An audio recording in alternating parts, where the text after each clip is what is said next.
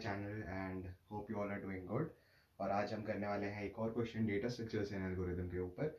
और आज जो हम क्वेश्चन लेने वाले हैं वो क्वेश्चन है जनरेटिंग डॉक्यूमेंट। ये काफ़ी इजी सवाल है बट आपको रेगुलरली इंटरव्यूइंग क्वेश्चंस में या फिर अपने क्लास टेस्ट वगैरह में मिल जाता है।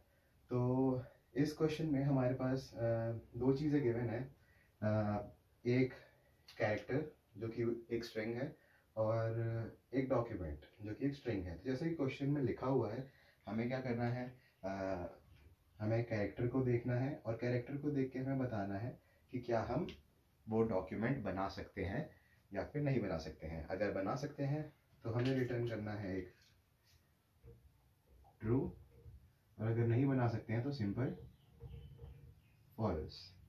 अब इस क्वेश्चन को करने के कई सारे तरीके हैं और आज हम तीन तरीके देखने वाले हैं या तीन अप्रोचेस देखने वाले हैं। सबसे नाइव अप्रोच भी देखेंगे और जो सबसे ऑप्टिमल अप्रोच है। सो लेट अस अज्यूम हमारे पास जो क्वेश्चन गिवन है उसमें हमें एक कैरेक्टर गिवन है, कैरेक्टर गिवन है ये स्ट्रिंग, और एक डॉक्यूमेंट गिवन है वो है ये नीचे वाली स्ट्रिंग। तो अब हमें क्या करना है, हमें ये करना है कि हमें कैरेक्टर को देखना है और ये बताना है कि क्या हम डॉक्यूमेंट बना पा रहे हैं या नहीं बना पा रहे हैं। तो जैसे कि यहाँ पे लिखा हुआ है, सबसे पहले तो you all are the best. तो अपने ऊपर भरोसा रखें और किसी भी चीज़ को करने से पहले रुके ना और करते रहें। और हाँ, तो क्वेश्चन पे आते हैं। तो सबसे पहला अप्रोच जो किसी भी आदमी के दिमाग में आएगा वो सिंपल ये होगा कि चलो भाई डॉक्यूमेंट को ट्रैवर्स करना शुरू करते हैं और ये काउंट करते हैं कि कितनी बार वो कैरेक्टर हमारे डॉक्यूमेंट में आ रहा है। उसे अगर मैच कर लेंगे उतनी बार कैरेक्टर्स में अगर वो कैरेक्टर आ रहा है या नहीं आ रहा है। अगर दोनों चीज़ें बराबर है तो फिर हम सही जा रहे हैं, और अगर दोनों चीज़ें बराबर नहीं है तो जैसे कि हम नहीं जा पा रहे हैं सही, और हमें क्या रिटर्न करवाना है, फॉल्स। तो सबसे पहला अप्रोच है उसमें ये है कि हम सबसे पहले यहाँ पहुँचते हैं, कोई भी ले लेते हैं। जैसे डॉक्यूमेंट को ट्रैवर्स कर रहे हैं, सबसे पहले वहीं पे आए, और कैरेक्टर जो है यहाँ पर कैरेक्टर कैपिटल है या स्मॉल है इस पर भी मैटर करता है, और स्पेसेस पे भी मैटर करता है, और स्पेशल कैरेक्टर्स हैं उसके ऊपर भी मैटर करता है। तो सबसे पहले हम क्या करते हैं, वाई पे आते हैं जो सबसे नाइव अप्रोच है।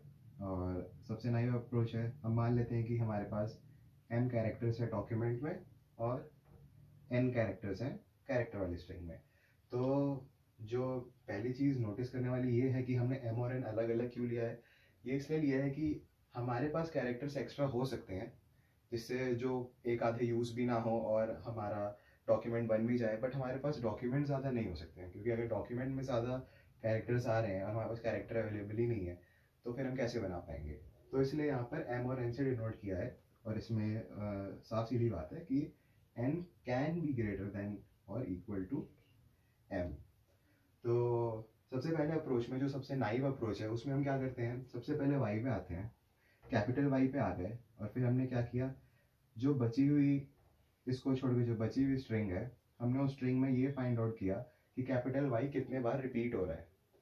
तो यहाँ पे हम आगे बढ़े तो हमारे पास पूरी बची हुई स्ट्रिंग ट्रैवर्स करने के बाद भी कोई ऑप्शन नहीं आ रहा है, मतलब हमारे पास सिर्फ एक वाई है, सिर्फ एक वाई है। तो फिर हम कैरेक्टर पे आते हैं, कैरेक्टर वाली स्ट्रिंग पे आते हैं। तो इसमें हम सारे कैरेक्टर्स को एक एक करके देखेंगे कि इसमें क्या कैपिटल वाई एक बार आ रहा है या एक से ज़्यादा बार आ रहा है। अगर हमारे पास कैपिटल वाई एक या एक से ज़्यादा बार आ रहा है तो हम आगे वाले इसको छोड़ के नेक्स्ट वाले कैरेक्टर पे पहुंच जाएंगे, ओ पे पहुंच जाएंगे। और अगर यहाँ पे हमारे पास सिर्फ एक भी बार वाई कैपिटल वाई नहीं आ रहा है तो हम वहीं पे फॉल्स रिटर्न कर देंगे और क्वेश्चन खत्म कर देंगे।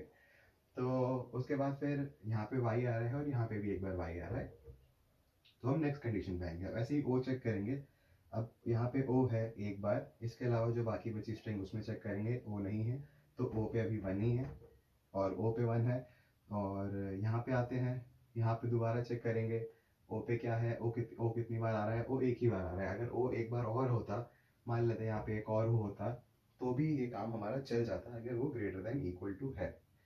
उसके बाद फिर हम ऐसे ही करके नेक्स्ट स्टेप पे आते रहेंगे, और ऐसे कर करके हम, अगर हमारे सारे के सारे यहाँ पे length of string of document अगर हमारा ये पूरी ख़त्म हो जाती है तो हम ट्रू रिटर्न कर देंगे। ये सबसे नाइव अप्रोच है, और सबसे नाइव अप्रोच किस लिए है, वो इसलिए है कि जब भी हम अपने ये क्वेश्चन सॉल्व कर रहे हैं हमारे डॉक्यूमेंट की लेंथ m है, हमारे कैरेक्टर्स की लेंथ n है, तो हम क्या कर रहे हैं, इसकी जो टाइम कॉम्प्लेक्सिटी है वो क्या है, m into n plus m। ऐसा क्यों? ऐसा इसलिए है क्योंकि कोई भी कैरेक्टर जब हम विजिट करते हैं तो हम क्या करते हैं, हमारे पास डॉक्यूमेंट में m कैरेक्टर्स है, हम m कैरेक्टर्स को विजिट कर रहे हैं, और जब भी हम हर एक कैरेक्टर विजिट करते हैं तो हम उस पूरी लेंथ में पहले तो वो काउंट करते हैं कि वो कैरेक्टर कितनी बार है, फिर उसके बाद n की पूरी लेंथ में हम वो दूसरा वाला वही कैरेक्टर वहाँ पे भी फाइंड आउट करते हैं कि वो कितनी बार आ रहा है। तो इसकी टाइम कॉम्प्लेक्सिटी आती है o into M, O of m into N plus M. तो ये टाइम कॉम्प्लेक्सिटी आप देख ही सकते हैं काफ़ी ज़्यादा है, और मतलब नाइव अप्रोच के बारे में अगर आप इससे शुरू करते हैं बताना अपने टीचर को या इंटरव्यूअर को और यहाँ से आगे बढ़ते हैं तो फिर तो अच्छा है, बट अगर यहीं रुक जाते हैं तो फिर ये काफ़ी ज़्यादा नाइस सोल्यूशन है। तो इसके बाद क्या है, हाँ तो स्पेस कॉम्प्लेक्सिटी के बारे में बात कर लेते हैं। तो स्पेस कॉम्प्लेक्सिटी कांस्टेंट स्पेस लेता है, क्योंकि हम क्या स्टोर कर रहे हैं, सिर्फ ये स्टोर कर रहे हैं कि वो लेटर कितने बार रिपीट हो रहा है, फिर आगे बढ़ जाते हैं, फिर आगे बढ़ जाते हैं। इसमें ही जो दूसरा तरीका है या फिर जो दूसरी अप्रोच है हमारी, वो ये है कि हम विजिट तो कर रहे हैं हर एक कैरेक्टर को डॉक्यूमेंट वाली स्ट्रिंग में, बट अब की बार हम क्या करेंगे, कैरेक्टर्स को नोट कर लेंगे। नोट कर लेंगे मतलब जैसे मैं वाई पे आया यहाँ पे, और वाई पे आने के बाद मैं ये देख रहा हूँ, या वाई को रहने देते हैं, मैं आगे बढ़ते बढ़ते ई तक पहुँच गया। ई तक पहुँच गया तो ई तक पहुँचने के बाद मैं क्या करूँगा, मतलब मैं जब भी हर एक कैरेक्टर पे हूँ तो मैं हर कैरेक्टर पे क्या कर रहा हूँ, मैं सीधा वाई काउंट करता हूँ और वन लिख देता हूँ। अब अगर दोबारा वाई आएगा तो मुझे उसको काउंट करने की ज़रूरत नहीं, मेरे पास ऑलरेडी वन स्टोर्ड है।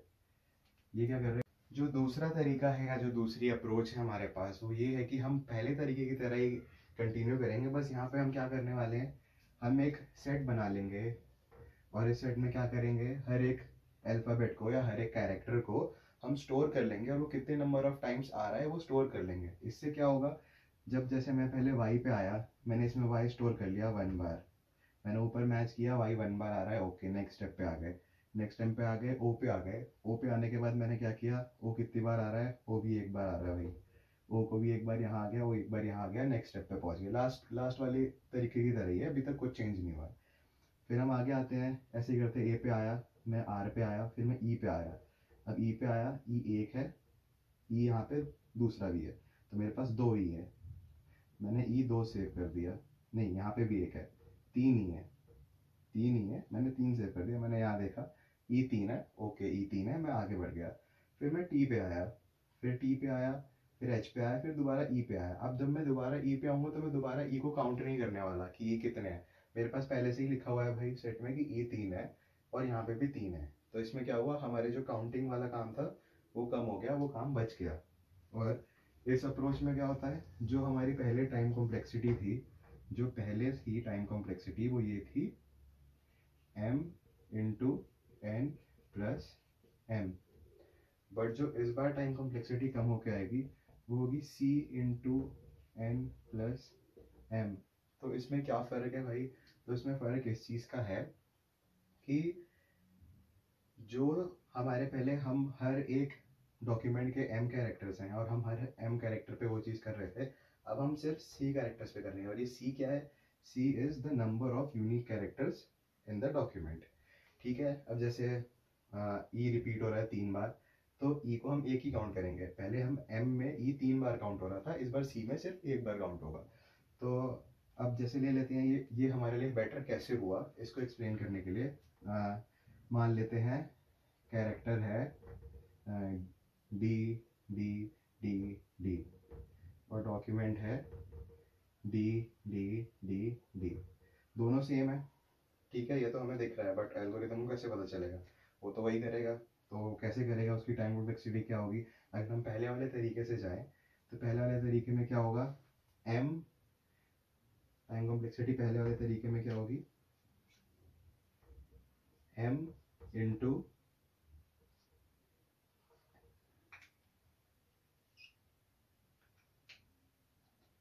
पहले वाले तरीके में टाइम कॉम्प्लेक्सिटी क्या होगी, m into m plus m, ये पहले वाले तरीके से आएगी।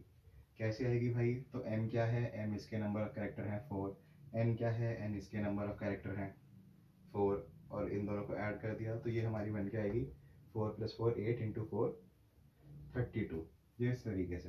और अगर सिर्फ इस तरीके से फाइंड आउट करें हमारे पास कैरेक्टर्स कितने हैं, यूनिक कैरेक्टर्स कितने हैं, सिर्फ और सिर्फ एक यूनिक कैरेक्टर है, यानी कि सिर्फ और सिर्फ डी है। तो अब क्या होगा? सिर्फ 1 × 4 + 4, जो कि सिर्फ रह जाएगा 8। तो आप देख सकते हैं कि कितना बेटरमेंट आपके रिजल्ट में हो गया, या फिर कितना ज़्यादा बेटर या कितना ज़्यादा ऑप्टिमल आपका रिजल्ट हो गया है। इसके अलावा हमारे पास तीसरा और सबसे बढ़िया सॉल्यूशन है जो अब हम देखने वाले हैं।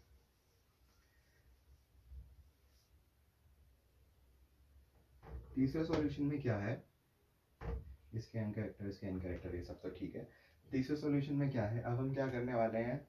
अब हम ये करने वाले हैं कि हम धीरे धीरे आगे बढ़ेंगे, और हम जब धीरे धीरे आगे बढ़ेंगे तो हम क्या करेंगे, लगते हैं लेट से हम यहाँ पे डॉक्यूमेंट्स में आगे बढ़ रहे हैं, हमारे पास m कैरेक्टर्स हैं, हम आगे बढ़ते हैं और डॉक्यूमेंट में हम आगे बढ़ने के बाद क्या करने वाले हैं, वैसे इसी तो इस वाले तरीके में हम क्या करने वाले हैं, सबसे पहले हम एक डिक्शनरी बना लेंगे, और डिक्शनरी बना के उसमें हम सारी वैल्यूज़ को या सारे कैरेक्टर्स को कितने नंबर ऑफ टाइम्स वो रिपीट हो रहा है इस चीज़ को हम स्टोर कर लेंगे। इस चीज़ को स्टोर कर लेंगे, जैसे हमारे पास यहाँ पे डिक्शनरी बनी हुई है, इसमें आगे हमारे पास y 1 बार आ रहा है, o 1 बार आ रहा है, u 1 bar, a 1 bar, r 1 e 3 t 2 ऐसे करके सारे। और उसके बाद फिर हम क्या करने वाले हैं, हम ये करने वाले हैं कि ये हमने कैरेक्टर की डिक्शनरी बना ली कि कौन सा कैरेक्टर कितनी बार आ रहा है। फिर उसके बाद हम आते हैं डॉक्यूमेंट्स पे। तो डॉक्यूमेंट्स पे आते हैं, डॉक्यूमेंट के सारे कैरेक्टर्स हम देख रहे हैं यहाँ पर।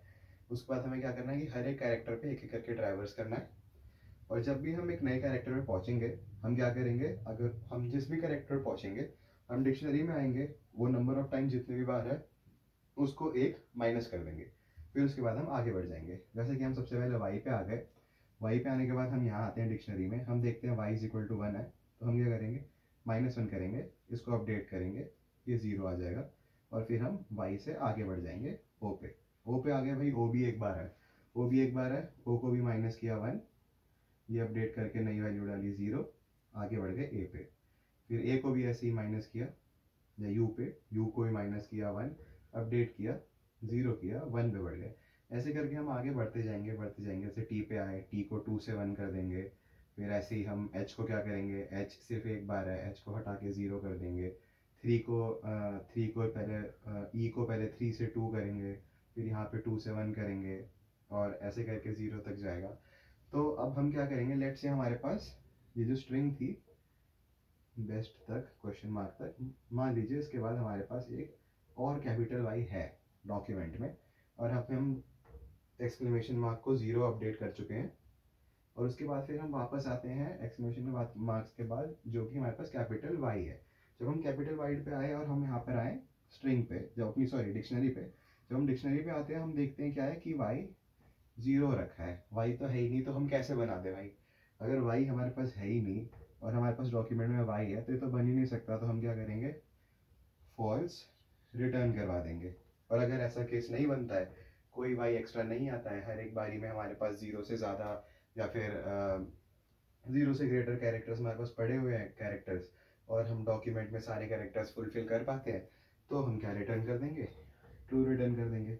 तो इस बारी जो हमारी स्पेस और टाइम कॉम्प्लेक्सिटी होगी वो क्या होगी, इस बारे में बात करते हैं। तो जो स्पेस कॉम्प्लेक्सिटी होगी वो होगी O ऑफ C। ऐसा क्यों? C क्या है? C है हमारे यूनिक कैरेक्टर्स जो कि हमारे कैरेक्टर्स में है, या फिर हमारे कैरेक्टर्स में है, या फिर डॉक्यूमेंट में है, जितने भी यूनिक कैरेक्टर है हम जो स्टोर कर रहे हैं, जिसकी डिक्शनरी बना रहे हैं। आप ये चीज़ नोट करें कि आप डिक्शनरी डॉग की भी बना सकते हैं पहले, या कैरेक्टर की भी बना सकते हैं। फिर आपका वो कंडीशन वो बन के आएगा कि वो ज़्यादा होना चाहिए या कम होना चाहिए, जैसे मैंने आपको बताया। तो सी क्या है, यूनिक कैरेक्टर्स हैं, तो हम उतना ही स्पेस लेंगे, क्योंकि हम क्या कर रहे हैं, सारे यूनिक कैरेक्टर्स कितने बार रिपीट हो रहे हैं वो स्टोर कर रहे हैं।